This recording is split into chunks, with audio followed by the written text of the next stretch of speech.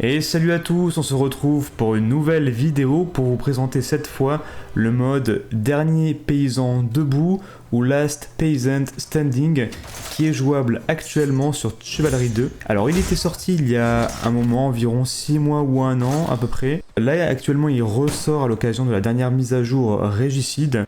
D'ailleurs si tu veux en savoir plus à propos de cette mise à jour, j'ai fait une vidéo exprès là-dessus, donc fonce la voir si ça t'intéresse.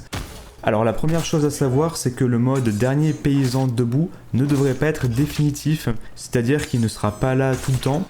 Donc si jamais tu ne l'as jamais essayé, je te conseille de le faire rapidement avant qu'il ne soit enlevé.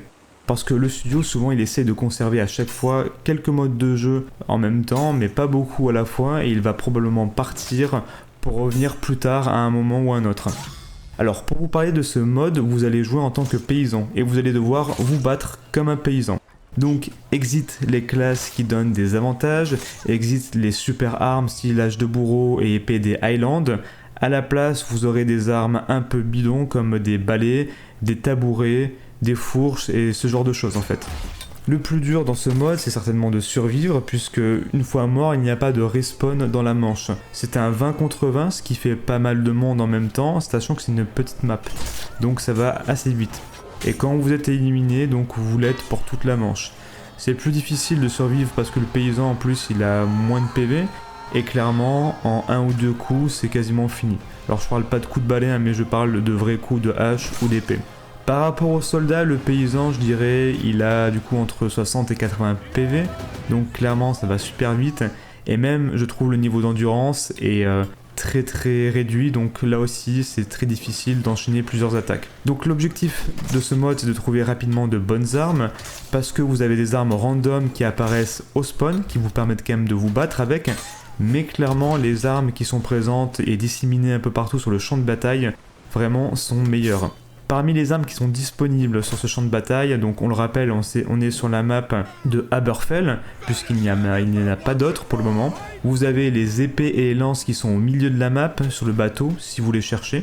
Vous avez également des fourches, des pelles côté Agatha et Mason, et il y a aussi des boucliers sur les côtés, qui sont pratiques parce que vous n'avez pas d'armure, donc c'est pas mal d'avoir un bouclier en plus. Mais les armes les plus puissantes sont probablement les épées, parce que comme je vous le disais, en 1 ou 2 coups rapides, c'est fini pour vos adversaires. Et vous avez aussi au milieu des petites trousses de soins qui vous permettent de vous soigner comme en mode normal, on va dire.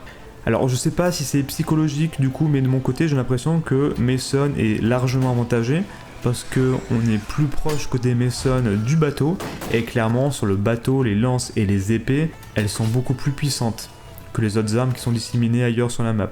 Après évidemment, le tout c'est de réussir à les attraper avant les adversaires, c'est évident. En tout cas, moi je trouve que c'est un petit mode de jeu qui est bien sympa.